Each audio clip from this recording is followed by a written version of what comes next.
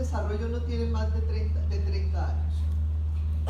Y hay una ignorancia terrible sobre estos desarrollos en este país, van a ver por qué. Nos han dado una mayor comprensión de cómo las experiencias de los primeros años se construyen en nuestro cuerpo y cerebro para bien o para mal. Las experiencias que se derivan al interactuar con sus cuidadores permiten a la primera infancia construir la arquitectura del cerebro. Los genes proveen la base, pero las experiencias que los niños derivan de la interacción con otros determinan cómo y cuándo los genes se expresan. Se puede tener una genética absolutamente privilegiada, pero si no tiene oportunidades, perdió. La plasticidad o la habilidad del cerebro para reorganizarse y adaptarse es mayor durante el primer año de vida y decrece con la edad. Una de las experiencias más esenciales que permiten dar forma a la arquitectura del cerebro es la interacción de los bebés con los adultos significativos de su vida. Y fíjense que los adultos significativos de su vida en estos momentos no son solo los padres, sino sus educadores, porque los bebés están llegando a la educación inicial desde los 6 meses. Los pequeños reaccionan a las interacciones balbuceando, respondiendo con expresiones faciales cambiantes, y los adultos responden con balbuceos y gestos. Estos procesos de intercambio resultan fundamentales para el establecimiento de redes neuronales en el cerebro y el desarrollo de habilidades de todo tipo. Las preguntas básicas que los teóricos constructivistas han formulado es: ¿qué es el conocimiento? ¿Cómo llegamos a conocer? Las respuestas a estas preguntas se pueden resumir de la siguiente manera. En relación con la primera pregunta, ningún filósofo en el curso de los últimos 2500 años ha sido capaz de demoler el argumento lógico de que el mundo real es el sentido ontológico, en el sentido ontológico de la realidad, es inaccesible a la razón humana. Hemos ido por etapitas. Antes la Tierra giraba alrededor del Sol, después antes del Sol, la Tierra, el Sol giraba alrededor de la Tierra, después la Tierra gira alrededor del Sol, después nosotros éramos el centro del universo y ahora somos un pedacito en millares de galaxias. O sea, y no sabemos cómo son las galaxias y no sabemos nada de nada. En vista de este impasse, el constructivismo sugiere que cambiemos el concepto de conocimiento. ¿Cuál es la posición constructivista? El constructivismo propone considerar el conocimiento como una construcción humana que se debe evaluar de acuerdo con la coherencia y ajuste de la experiencia humana de cada uno de ustedes con el mundo, porque cada uno de ustedes ve el mundo de una manera, oye mi discurso de una manera totalmente distinta. El conocimiento no se puede entender como una representación del mundo. Acabo de decirlo, no lo podemos entender como una representación del mundo. Dense en cuenta que el mundo nos lo hemos representado a través de la historia de diferentes maneras y todavía no sabemos cómo es. Pues el mundo sobrepasa la interfase con la experiencia humana. El constructivismo desestima que el conocimiento es verdad. ¿Cuál era la verdad en el siglo XX? ¿Y cuál es la verdad ahora? En el sentido de que debe corresponder con una realidad objetiva.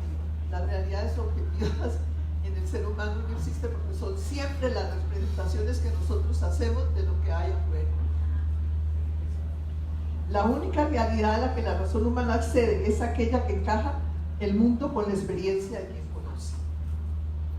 Entonces resulta necesario construir modelos adecuados de cómo, a partir de la abstracción y de la reflexión, la experiencia de cada sujeto deriva a conceptos viables. Esta posición tiene consecuencias no solo en las creencias filosóficas tradicionales, sino en casi todo lo que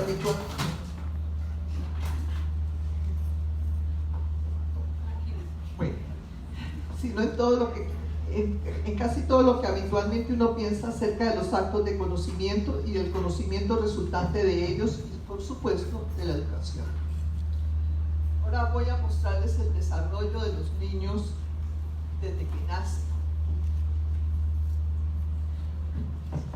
Desde las primeras horas de nacidos, los bebés son capaces de dirigir la cabeza y la vista hacia donde vienen los sonidos. Los bebés saben que los sonidos corresponden a objetos externos que pueden identificar visualmente. Los bebés imitan. Los bebés tienden naturalmente a orientarse hacia sus congéneres. A las pocas semanas de nacidos, los bebés son capaces de distinguir la voz, el olor y el rostro de la madre de la de un extraño. Investigaciones de 1986. Sacan la lengua cuando el adulto que los cuida la saca frente a ellos. Eso es como un milagro. No solamente sacan la lengua, sino que saben que tienen lengua como la que el otro tiene. Los bebés se sorprenden. Desde muy temprano en su desarrollo, los bebés son capaces de sorprenderse. ¿Con qué? Su sorpresa sirve al cuidador para comprender sus capacidades. El asombro de los bebés demuestra que son capaces de predecir el siguiente paso y se asombran cuando no ocurre. Miren lo que pasa. Desde los 4 meses los bebés se asombran con cualquier objeto que no cae libremente, como todos los cuerpos, y que se mantiene en el aire. Esa es la noción de gravedad que le tocó a la humanidad. ¿Cuánto tiempo? Siglos, para poder entenderla. Su asombro indica que saben que los objetos normalmente caen. Ponen los investigadores a los bebés con objetos que tienen hilos invisibles y los dejan colgando, y los bebés se asombran. El conocimiento matemático de los niños de los primeros meses. Estos son investigaciones de 1992 y 1998, absolutamente ignoradas en este país. Ahora van a entender por qué digo que ignoradas. Entre los muchos investigadores que están en otros países trabajando el conocimiento numérico de los bebés está Karen Wynn.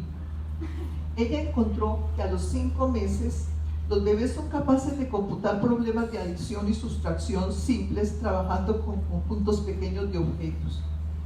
Inicialmente presenta a los bebés una sola muñeca que oculta detrás de una pequeña pantalla y después una segunda muñeca que igualmente esconde. Posteriormente muestra a los bebés una muñeca donde ha puesto las dos, o 2 muñecas donde solamente ha puesto una.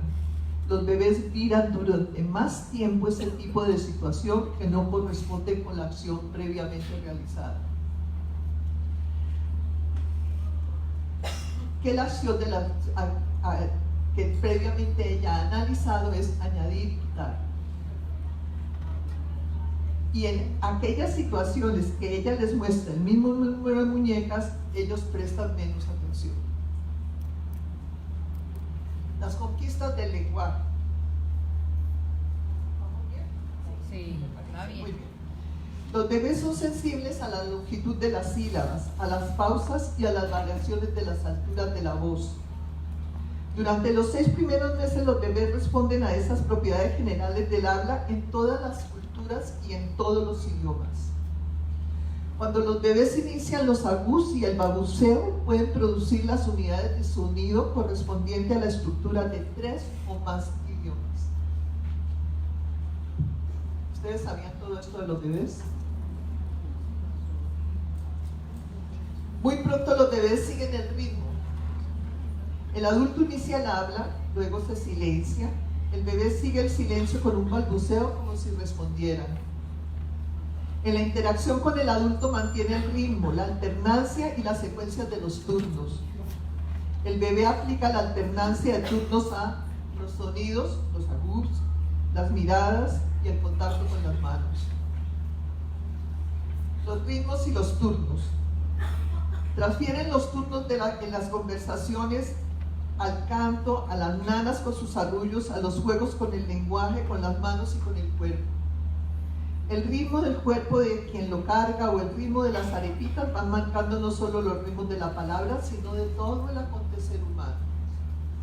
Estos hechos muestran que muy precozmente los bebés son capaces de seguir al otro, ven su disponibilidad y se interesan por sus acciones, por la dirección de las mismas e inician así las formas de intercambio y cooperación que sustentan toda la cultura. Los bebés se desplazan. Los bebés son capaces de voltearse, los bebés son capaces de arrastrarse hacia adelante, los bebés gatean cuando tienen la suficiente fuerza y coordinación para apoyarse sobre las manos y las rodillas y desplazarse. Nadie les enseña a gatear, es imposible enseñarles a gatear. Es la propia coordinación y organización de sus movimientos lo que les permite gatear. En Quibdó, esto es producto de todo al trasegar por este país, los bebés gatean sobre los puentes que unen las casas palafíticas y no se caen al río. Los bebés no se caen porque son capaces de percibir la profundidad y no se arriesgan por fuera del puentecito. Los bebés descubren el uso de los objetos.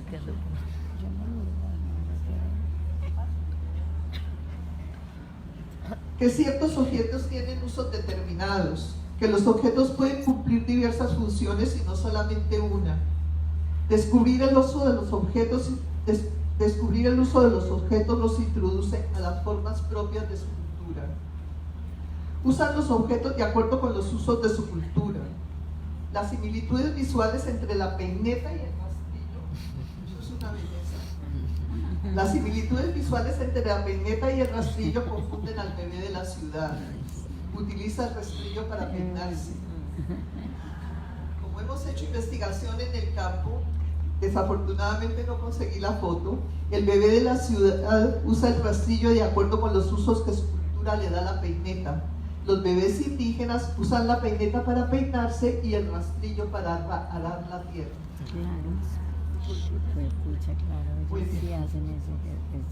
Pasamos ahora a los... Les demostré que los bebés construyen conocimiento a partir de las interacciones significativas de los adultos con ellos. Y un conocimiento que desconocíamos, es decir, no quería bebés y en la vida tuve este conocimiento en el siglo pasado de que había toda esta investigación rondando toda la humanidad. En Colombia se ha hecho ya mucha investigación de este tipo, sin mucha difusión. Y no sabíamos qué esto pasaba con los bebés. No sabíamos que se chumbaban. ¿Se acuerdan de eso? Para que no se le deformaran las piernas. ¿Sí? Bueno. Principios del constructivismo. Entonces, fíjense que lo primero que estoy diciendo es que los bebés construyen conocimiento. Ahora voy a ver los principios del constructivismo para la enseñanza, que es donde ustedes están desde dos perspectivas. Una enseñándole directamente a los niños y otra enseñándole a los que enseñan a los niños. Los principales principios del constructivismo para la enseñanza están implícitos en estos ejemplos y son muy simples. La enseñanza no empieza por la presentación de verdades sagradas. La enseñanza debe crear oportunidades que apoyen la construcción de pensamiento en los niños y en el aprendiz. Uno de los prerequisitos para esto es que el educador crea que desde pequeños los niños pueden pensar y piensan bien, como dice mi compañera Rebeca Puche. Desafortunadamente en nuestras escuelas esta creencia no siempre se manifiesta. No es suficiente que los contenidos de las materias del currículo sean familiares para los educadores, ¿sí? Tienen que sabérselos, pero lo importante es disponer de un repertorio de situaciones o actividades didácticas en las cuales estén involucrados los conceptos que los niños deben construir. Esto le falta al país entero. Y estas situaciones y actividades deben evocar el interés espontáneo de los niños. Frecuentemente en estos dos requerimientos no se tiene en cuenta el hecho fundamental de que los conceptos solamente se forman en el campo de la experiencia de los niños. Permanece enterrado en la noción general que todo lo conceptual no es más que una representación de la realidad independiente y que por lo tanto se puede transferir fácilmente. y ellos y ellas lo deben aprender de memoria. Pero esta concesión es una base muy pobre para el aprendizaje. Los logros de la abstracción de los niños. A pesar de que la función educativa explicitada en el marco general de la educación inicial de Colombia no tiene en cuenta el desarrollo del conocimiento matemático del niño, que lo mostré anteriormente, desde bebés. Quiero presentar los grandes logros de los niños en este campo, producto de su capacidad de abstracción. El conocimiento matemático no está relacionado con temas sensoriales, sino conceptuales, que son abstractos y que se derivan de operaciones mentales. Con el fin de que los niños tengan acceso a nociones abstractas como los números, no como los numerales que escriben las frases enteras en las escuelas. Todavía. Resulta indispensable que los educadores recuperen situaciones cotidianas, la hora de la llegada, los asientos que hay en el salón, el número de los niños, las manitas de los niños, los ojitos de los niños. Todo eso tiene números. Los días de la semana.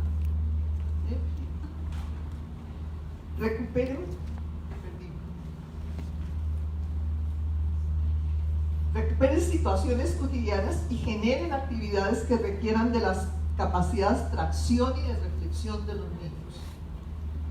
La abstracción y la reflexión tienen que estar en el niño, no es enseñar, ¿me entienden? No es decir, no, pues usted dice, no hace nada, lo oye. Una vez estaba yo en una escuela en Cali, cuando la matemática de conjuntos, estaba la profesora haciendo unas florecitas en el tablero para explicarles a los niños los conjuntos. Y yo estaba sentada al pie de una niñita y le digo a la niñita, ¿qué está haciendo la profesora? Y me dice, ella está pintando florecitas. Ayer las pintó sin palitos y hoy las está pintando con palitos. Conjuntos, como la horma. Con el fin de, por supuesto, allí no había ninguna abstracción de conjuntos. Eso es un nivel de abstracción altísimo. Y el niño no tenía ni idea de qué estaba pasando. La niña no tenía, la niña no tenía ni idea de qué estaba pasando allí. Le pregunto, ¿y vos cuando salís de la escuela para dónde vas? Yo a la galería. ¿Y por qué a la galería? No, porque mi mamá vende en la galería y ella vende empanadas. ¿Y a qué vale una empanada? 80.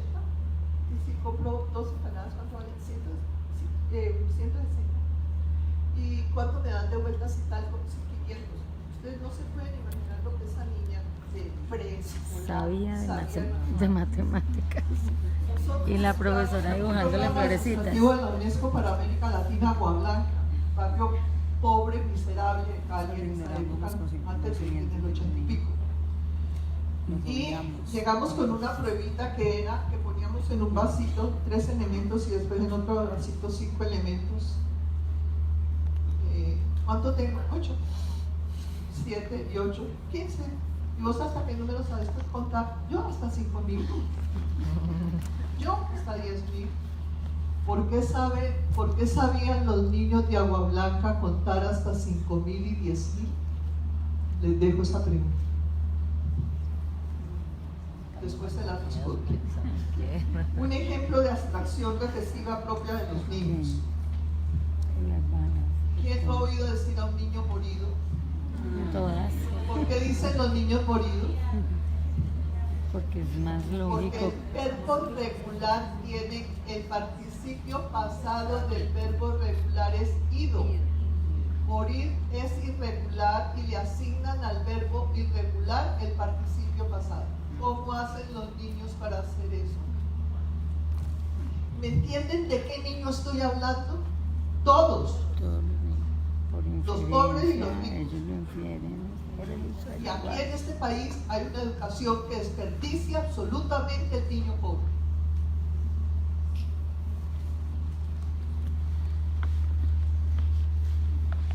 Conocimiento matemático en los primeros años. Para un niño de 2 años y a veces antes, la expresión 2 ya tiene un significado. Se refiere a los 2 dedos que alza porque cumple 2 años.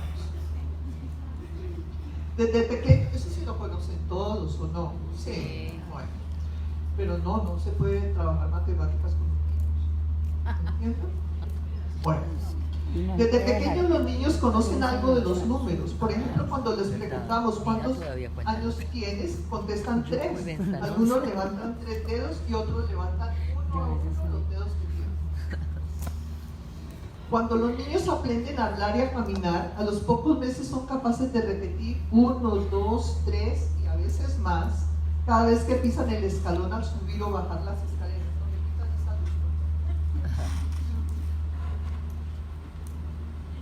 O cuando cuentan las muñecas y los carritos con los que juegan. Llama la atención que utilicen estas expresiones porque las expresiones numéricas no son las más significativas del lenguaje.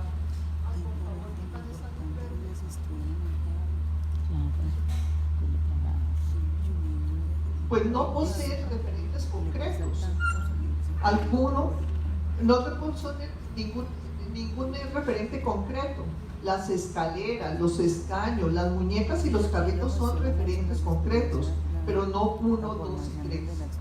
Sin embargo, ellos utilizan estas expresiones porque alguien en el medio se las proporciona y de alguna manera saben que están contando los escalones.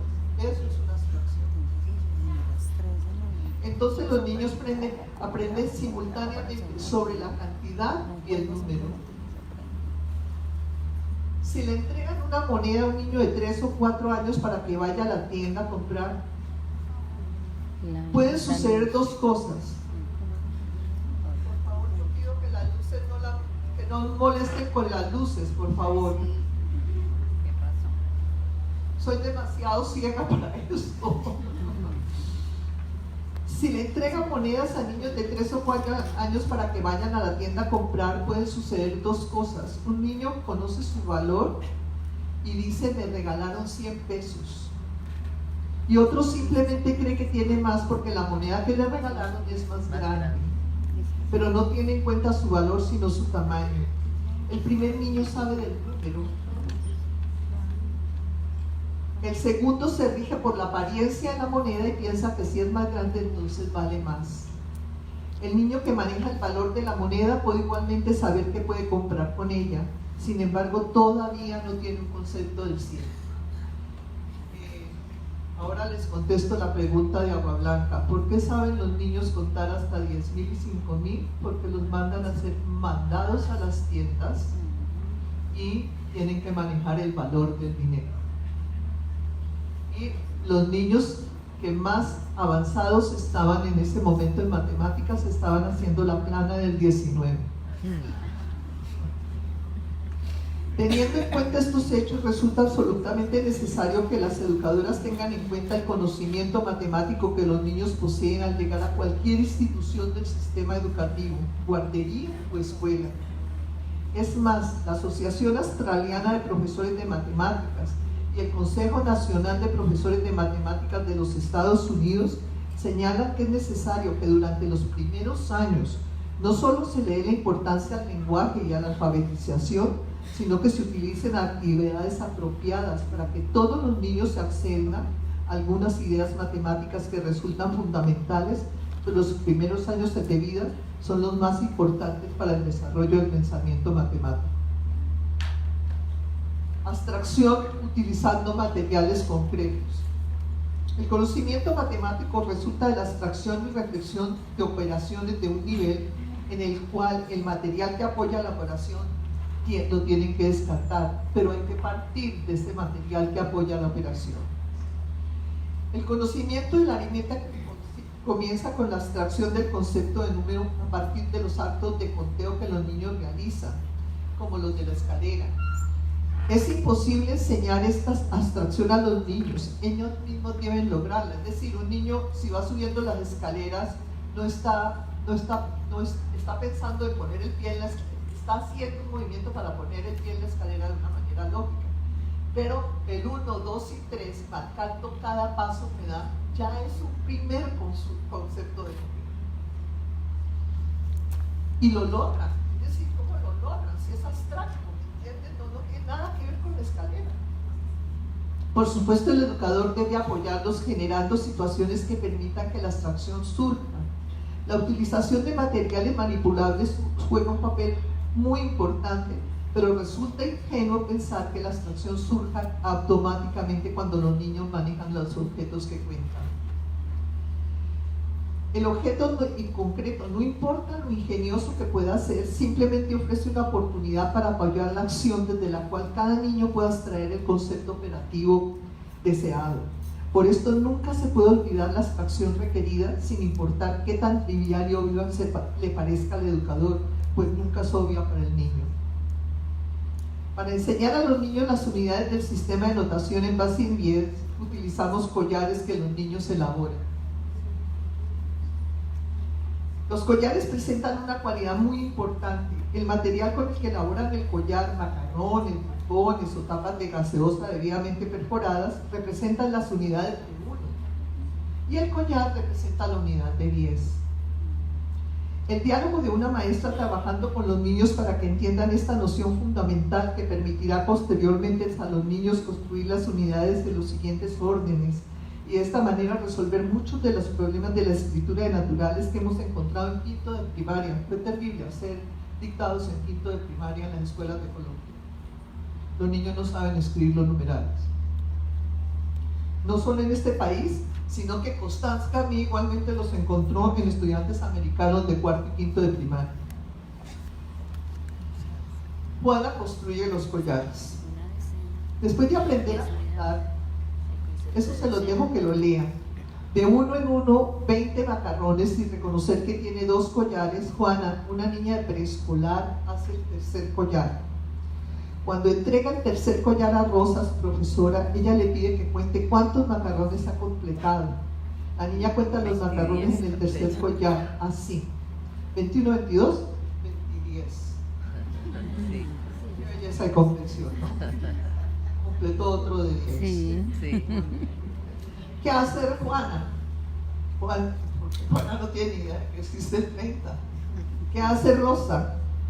Entonces la maestra le replica, no se dice 20 y 10, se dice 30.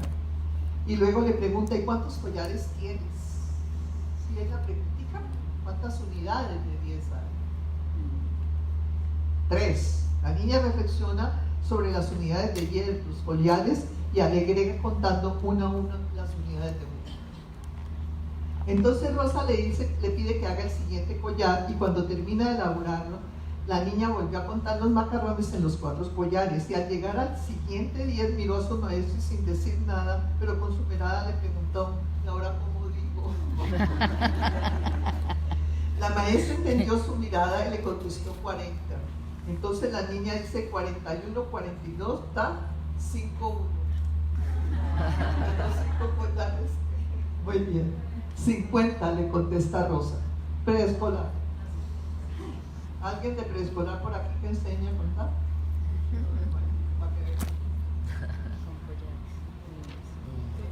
Son los niños colombianos. No estoy hablando de niños de Estados Unidos. Yo trabajo con niños colombianos, ¿okay? Y con maestras colombianas. Juan ha entendido que cada vez que elabora un collar tiene un collar más de 10 y por eso dice 5. Entonces Rosa le dice que se llama el número de macarrones que acaba de completar, 50. Permítame presentar otra actividad. No sé si tengo tiempo de presentar a Magdalena. ¿Sí? ¿Estoy bien de tiempo? Pues ya no estoy bien de tiempo. Permítame presentar otra actividad que ejemplifica la manera como Magdalena, una profesora escolar, apoya a los niños para que puedan pasar del conteo a la operación multiplicativa. Preescolar, no todos. Ella trabaja con algunos niños de 5 años de la siguiente manera. Cada vez que cada uno de los niños completa un collar, Magdalena formula las preguntas correspondientes al collar elaborado. ¿Cuántos collares has hecho? ¿Cuántos macarrones en todos los collares que has hecho? Si los niños contestan bien estas preguntas, pueden ensartar otro collar. Magdalena formula las mismas preguntas a cada niño y cuando cuenta el total de los macarrones en el 9º collar les dice: has aprendido a contar de 10 en 10 hasta 90. Esta estrategia le permite corregir cualquier error que encuentre en el conteo de las unidades simples y que los niños aprendan el nombre de las unidades compuestas en el orden de los 10, 30, 40 hasta 90. A los que han completado la actividad, ella les pregunta sucesivamente: si tienes 2, 3, 4 collares, ¿cuántos macarrones hay en total? A los niños que contestan correctamente estas preguntas, entonces los niños que contestan correctamente, solamente a ellos, entonces les preguntan: entonces 2 veces 10, ¿cuánto es? 3 veces 10, ¿cuánto es? 4 veces 10, ¿cuánto es? Resulta necesario que ustedes entiendan que con esta pregunta, Magdalena, una profesora de educación inicial, introduce la multiplicación con niños de 5 años, pero no contaba la de multiplicar. No contaba. La necesidad de una base concreta para apoyar el surgimiento de la abstracción de conceptos frecuentemente se ignora debido al mito que lo que importante en la matemática es la manipulación de los signos. Entonces la enseñanza se centra en que los niños aprendan a escribir los numerales y en algunos casos ellos deben tener páginas enteras de planas con el mismo numeral. Esta posición ignora el hecho de que las palabras numéricas y los números en el papel son símbolos solamente si el niño es capaz de atribuirle a los numerales lo que simbolizan. Ellos adquieren un significado conceptual. Hay una cosa bella de Herr que dice: símbolos son usados como ayudas para pensar de la misma manera que las partituras serían usadas para ayudar a aprender música. La música viene primero, la partitura después. Habría un pequeño punto si los niños primero se les enseña la partitura cuando aún no tienen música para relacionarse. Eso es lo que está pasando con la matemática de primaria. Por eso entonces el ministerio dice que no hay que enseñar matemática en primaria. No soy yo, sino el ministerio. Les estoy tratando de mostrar que eso no es así. Sin embargo, en la escuela los símbolos matemáticos frecuentemente son tratados como si ellos fueran autosuficientes, como si los niños no necesitaran de los conceptos y las operaciones mentales para entender el mundo. Los que no lo entienden son los niños que pierden el año en la escuela y los echan. Ellos y ellas se lanzan a la calle a vender, a pedir limosna o a hacer canjes en las esquinas. Por supuesto, estas prácticas les exigen saber cuánto valen los ítems que venden, cuánto les dieron de limosna o por cuánto canjearon un chocolate, y después no tienen problema en sumar cuánto recogieron y hasta reparten correctamente el dinero recogido con el líder de su grupo. Ellos son capaces de hacer operaciones mentales y división del dinero recogido, pero no entienden las exigencias de la escuela. ¡Qué desperdicio! ¿Cómo apoyar al niño? Para que el pensamiento del niño se vuelva operatorio, las nuevas concepciones que deben aprender deben estar relacionadas con otras existentes en su repertorio. Por supuesto, existen formas diferentes de establecer tales relaciones, pero las más simples y eficaces surgen cuando los educadores apoyan a los niños para que construyan una nueva estructura a partir de elementos familiares para cada niño. Estrategias para corregir el error. Por supuesto que los niños se equivocan. En el primer caso, no se los puse. Cuando un niño lucha por encontrar como lo hace Magdalena, quien empieza a trabajar la multiplicación de los primeros números naturales a partir de los logros que los niños alcanzan al aprender a contar unidades simples y unidades compuestas. Cuando un niño lucha por encontrar una respuesta a un problema dado, aunque el profesor le muestre la manera correcta, es contraproducente decirle que está errado. Tal desconocimiento de su esfuerzo puede acabar con su motivación. En cambio, las profesoras sabias como Magdalena preguntan al niño cómo llegó a esa respuesta. La mayoría de las veces a seguir el camino recorrido para resolver la operación o el problema, o sea, al reflexionar sobre la operación realizada, el niño se corrige, o da al educador la clave para que éste entienda las características del procedimiento que no corresponden con lo que el niño debe saber. Es decir, localiza el error y entonces puede apoyarlo para que lo corrija. Estas son dos estrategias diferenciadas para corregir el error. En el primer caso, al reflexionar y explicar su procedimiento, el niño se corrige a sí mismo. Y esto es magnífico, pues se da cuenta de lo que sirve y lo que le resulta de equivocado. Y esto es aprender. La segunda estrategia permite al educador entender la manera como el niño actualmente opera y tiene una idea clara de cómo apoyarlo para orientar el cambio. Hasta aquí con los niños, espero haberlos defendido. Ahora voy a tratar el enfoque praxeológico para la formación de formadores y educadores. Les recomiendo la charla de Juliao en internet. Juliao es el director del SENA en todo lo que tiene que ver con el trabajo de los aprendices en el SENA a través de internet. Está en Dr. Google. La praxeología, conocida como la ciencia de la acción, constituye un discurso reflexivo y crítico sobre la práctica en busca de una acción más adecuada. Esto va directamente a la labor que ustedes como educadoras están llevando a cabo en las instituciones educativas. Vincula la teoría educacional con la práctica educativa en un esfuerzo crítico que se ocupa tanto de la acción como de la investigación. Ruiz señala que como discurso sobre la acción, la praxeología constituye un discurso reflexivo y crítico, por ende filosófico, sobre la práctica social y profesional. La praxeología busca la innovación en términos de pertinencia, coherencia y eficacia de las prácticas concretas. Ahora vamos a la praxeología pedagógica. Se enfoca en intervenciones prácticas que pretenden la formación integral de las personas, cuyo fin es incidir en las transformaciones de los grupos sociales.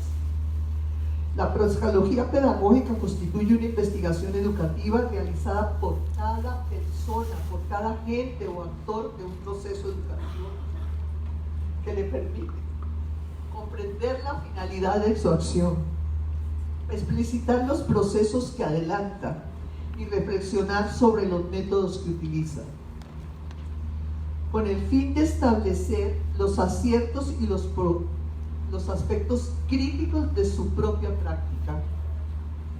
El proceso praxeológico comienza con la observación de la propia práctica, o sea, el educador asume el conjunto de las acciones de su intervención.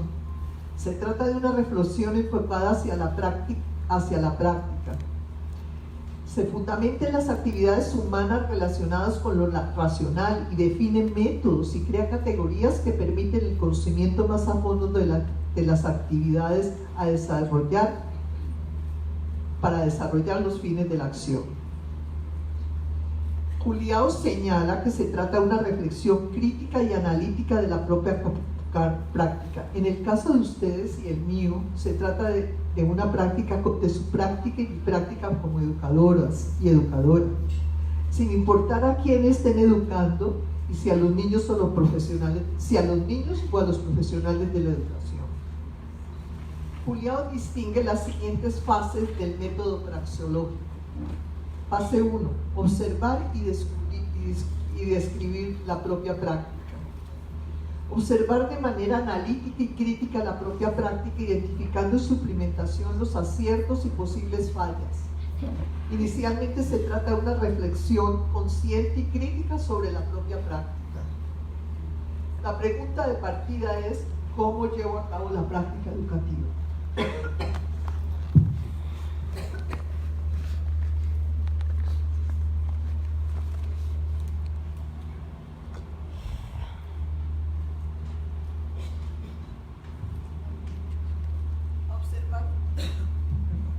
Observar las actuaciones para analizarlas y problematizarlas, identificando en su implementación aspectos negativos y positivos. En el proceso de observación resulta necesario observar cómo se lleva a cabo la práctica, evaluar si las actividades se adecuan a lo que se pretende alcanzar, identificar las características de los diferentes actores participantes, los medios y las estrategias utilizadas, examinar la organización de la misma práctica y las respuestas ante los imprevistos. Para observar de manera analítica y crítica la propia práctica resulta muy conveniente filmar la actividad. Eso hacen las profesoras que trabajan con nosotros. Se filman trabajando con los niños y en la filmación después la someten en los grupos de discusión para encontrar sus errores y poderlos corregir. Con el fin de observar qué se hace, cómo se hace, y con esta información interpretar lo que se hace en función de los aciertos y dificultades. Es impresionante cómo cambian las prácticas de las educadoras cuando hacen este ejercicio. Se trata de observar para posteriormente encontrar formas más apropiadas para actuar. Este análisis posibilita el aprendizaje y permite encontrar cómo mejorar la propia práctica. La fase 2 es juzgar. Se trata de interpretar lo que se hace, analizar y evaluar las acciones con el fin de identificar cuáles componentes o acciones están mal, por qué están mal y se deben cambiar. Cuáles se deben conservar porque permiten alcanzar el objetivo propuesto. Este diagnóstico enfrenta con la realidad propia del actuar y exige encontrar maneras de efectuar los correspondientes cambios, pues a partir de lo observado y juzgado es entonces posible generar un plan de acción. La fase 3, actuar para cambiar. Implementar un plan de acción que permite mejorar formas para la actuación con el fin de cambiar acciones erradas. Al actuar se hace una evolución crítica del conocimiento adquirido y se autoevalúa permanentemente el nuevo producto, lo que se hace, cómo se puede continuar mejorando, buscando siempre cómo es posible mejorarlo y a partir del proceso evaluativo elaborado, cuál es el cambio efectivamente alcanzado. Fundamentalmente se trata de un proceso de realización personal de cada uno como persona que permite reconocer las potencialidades que cada uno posee, ayudando a que se vuelvan evidentes y se desarrollen para posteriormente ponerlas a servicio de los demás. La labor educativa está orientada a formar personas. Este debe ser un proyecto de vida claro, con sentido ético y responsable. Este proceso está en la base y se relaciona con otros dos procesos. En primer lugar, con un proceso de adquisición de conocimientos. Por favor, no dejen de estudiar. El conocimiento está cambiando. Por lo que he dicho, empecé con los cambios del conocimiento a través de la historia de la humanidad. Y de 1980 a 2018, que son 38 años, ustedes no se pueden imaginar lo que ha cambiado el conocimiento sobre los niños. Por favor, continúen estudiando, no se queden atrás, porque todos los días hay más información sobre el niño, sobre cómo podemos proceder como profesionales, etcétera, etcétera. Y ustedes tienen esta labor educativa en que lógicamente nos metimos, tiene que ser responsable, tiene que estar comprometida con lo que estamos haciendo con este país que la necesita a gritos. En segundo lugar, el proceso de realización como personas. La verdad es que cuando uno sale de una experiencia de esas donde ve cosas renovadas, eso me produjo lo que hice aquí y gracias a las alumnas que tuve aquí en Pereira, eso me produjo el proceso de dificultades serias que las enfrentamos y me las tiraron en la cara derecho, pero que hubo un aprendizaje allí no me cabe la menor duda, por eso estoy sentada aquí. Entonces, ¿cuál es la esencia del proceso praxológico? La evaluación constante. Efectivamente analizo la práctica. Estoy trabajando para mejorar y hacer más efectiva mi propia práctica. ¿Están haciendo eso? Silencio en la barra. Ya bien sea que se trate de la práctica educativa con los niños o de la práctica de los profesionales que trabajan en la formación de los educadores. Si las respuestas a estas preguntas son positivas, entonces resultaría conveniente sistematizar la reflexión sobre la propia práctica que hacen y cómo hacen el trabajo con los niños o con la comunidad. ¿Cuál es la reacción tanto de los niños como de las personas que trabajan? Ahora empezamos en eso, en la sistematización de la actividad. Sí. Mejorar la propia práctica se convierte en un conocimiento que se puede transferir a otros, y entonces podrán escribir un artículo sobre la experiencia, el proceso reflexivo que ustedes mismas han adelantado sobre su quehacer, convirtiendo de esta manera su actividad en un proceso efectivamente transformador.